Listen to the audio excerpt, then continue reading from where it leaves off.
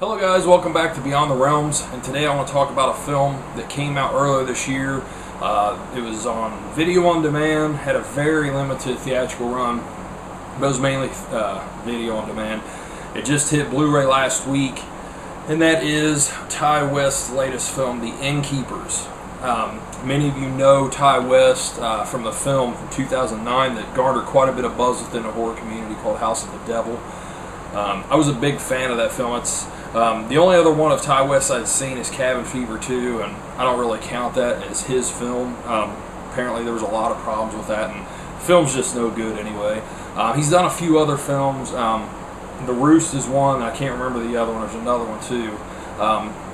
But I haven't seen any of those films. But just watching House of the Devil alone, it made me a big Ti West fan. That was a wonderful, just retro type movie. I mean, it felt like, a movie that was lost from either the late 70s or early 80s time period, that was lost and just was recently found and was released. I mean, he did it so exceptionally well. And he's come to be being known for having like a more subtle style, a film that kind of takes a while to get going, a slow burn, if you will. And The Innkeepers, going into this, that's, I knew that beforehand too, that this film played out the same way. Basically, this tells the story about a hotel called the Yankee Pedlar Inn, which is like around 120 years old. It's going to be closing down, and they're like spending the last weekend with it being open.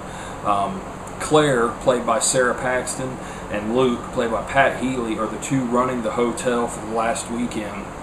There's only a few people that stay there this weekend. There's a woman and her son, which the woman's wanting to get away from her husband, so they came to stay in this hotel. And there's another woman that shows up, Leanne Rhys-Jones, which is played by Kelly McGillis, which many of you may remember from Top Gun.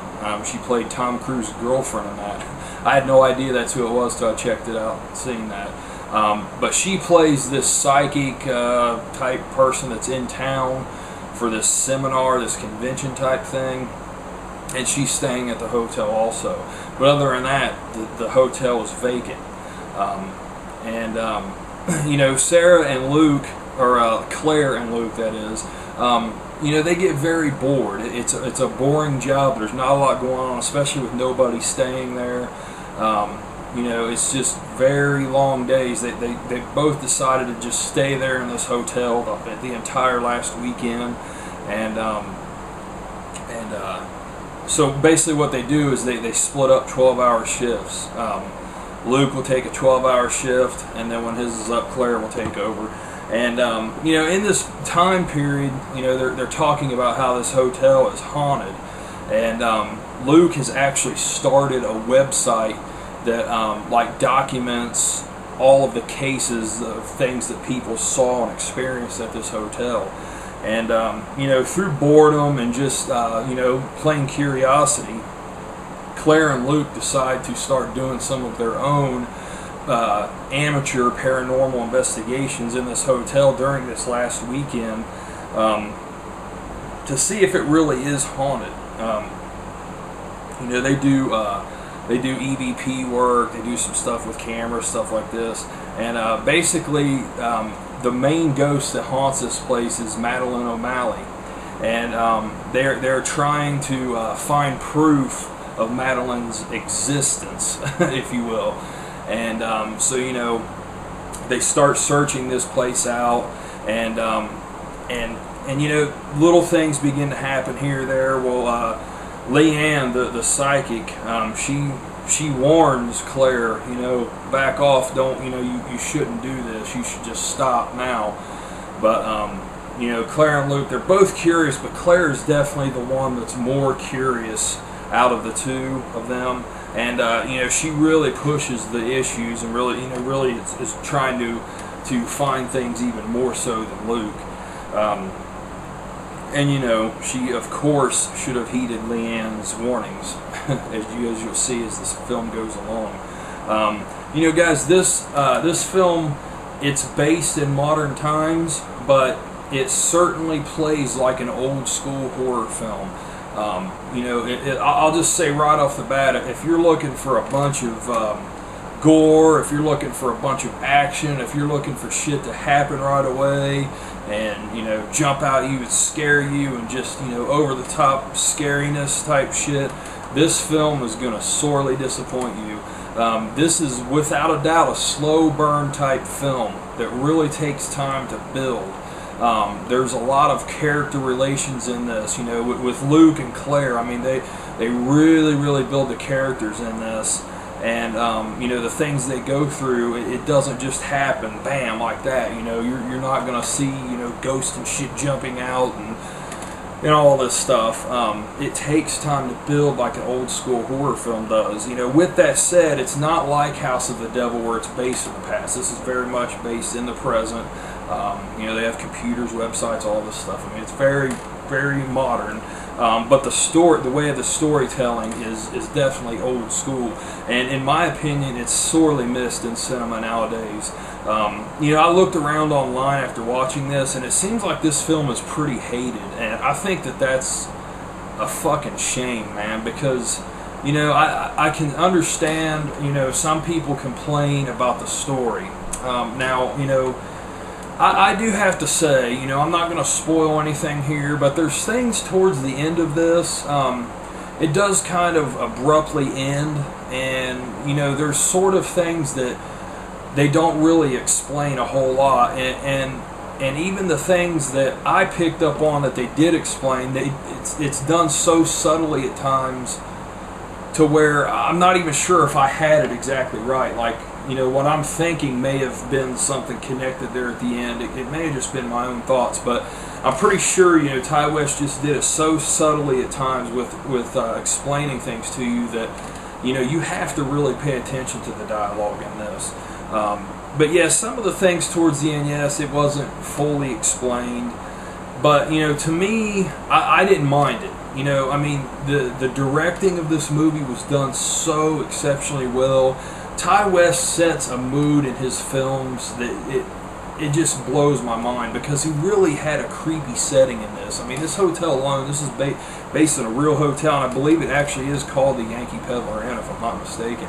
But it's a real hotel in Connecticut that they filmed most of this at, and it's creepy, you know. And one thing that I thought was cool is a lot of this film is not even necessarily during the nighttime, you know, like when ghosts supposedly come out and shit like that. Things in this happen during the day, and, you know, with them both staying in this hotel and trading off shifts, and sometimes they don't do the full shift before they trade up, you kind of lose track of what is day and what is night in the film, so you don't really know when things are going to come up. I really like that aspect of this.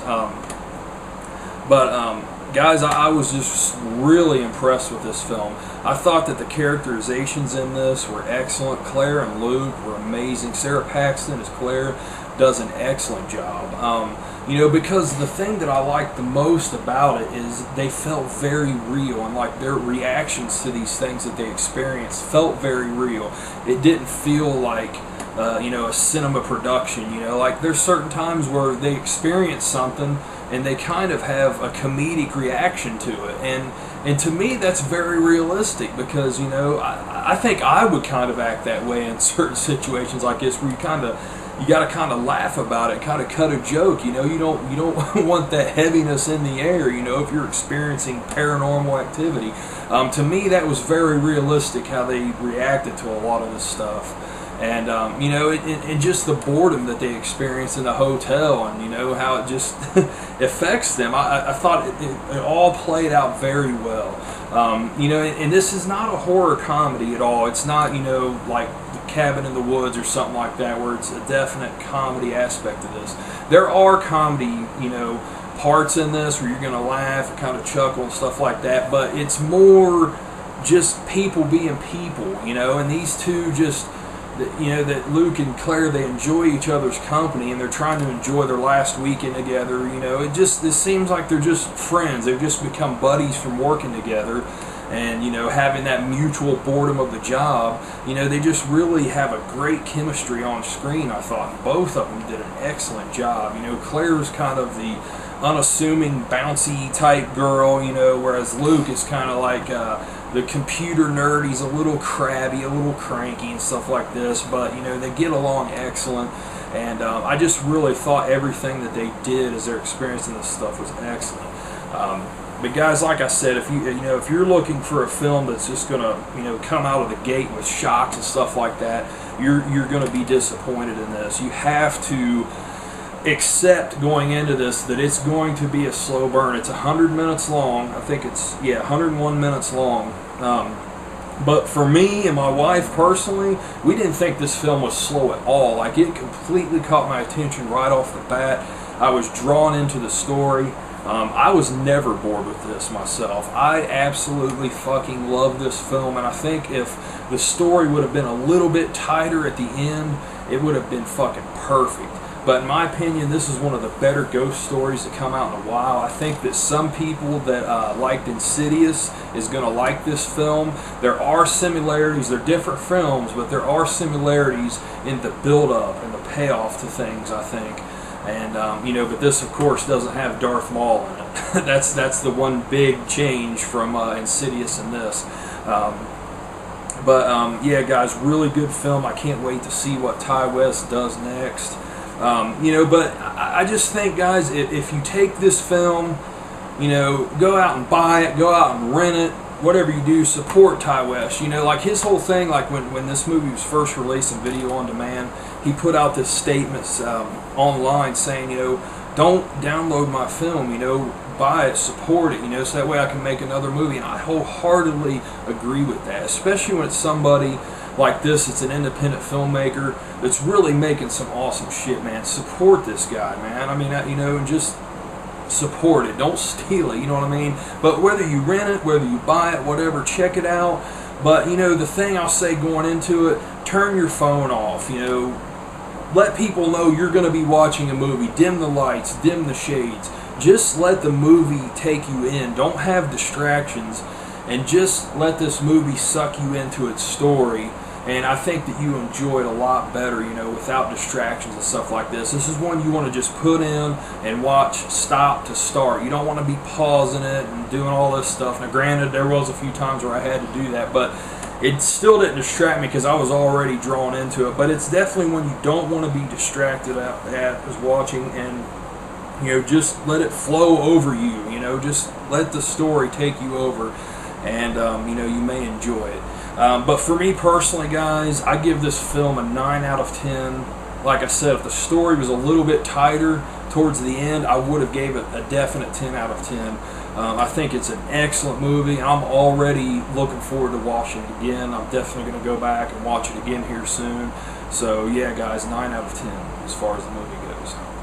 Okay, so the picture quality on this, guys, it was a little disappointing. It looked okay, but nothing spectacular. There's a few scenes where the faces, you know, they're just a little bit off in the distance and they kind of blurred a little bit, which shouldn't happen on Blu-rays. A little disappointing. I give it a 7 out of 10 for picture quality.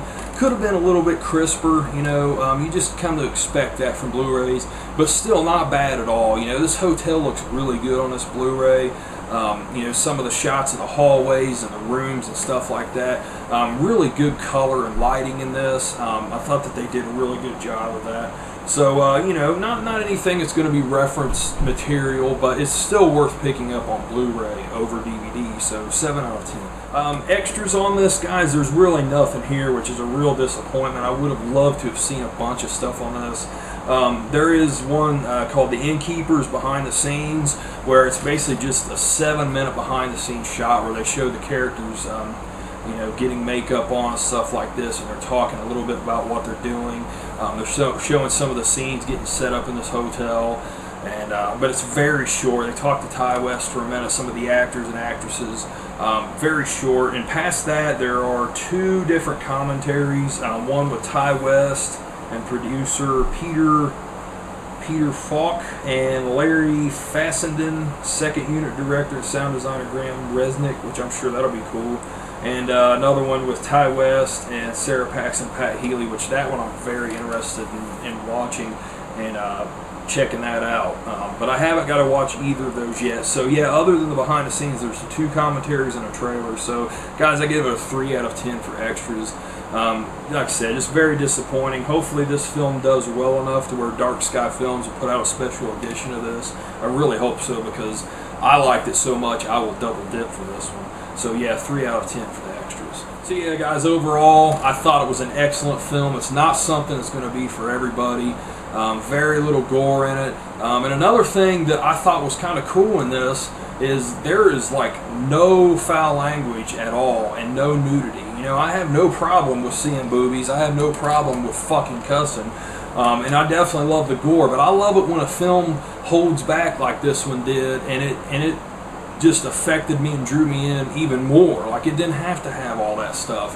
It really, you know, was all about the atmosphere and stuff like that. To me, this was just a great film. I couldn't recommend it more. But again, it's kind of a guarded recommendation because, you know, it just seems like most people are disappointed in this, which it just sucks. I think it sucks. Check it out. At least check it out for yourself. So yeah, great film. The Blu-ray looks pretty good. The extras could be a lot better. So overall, guys, I give the Innkeepers Blu-ray an 8 out of 10. Pick it up now. I paid like $20 for this. I had a Best Buy gift card, thankfully, because I'm kind of broke now, but I was able to get it with a Best Buy gift card.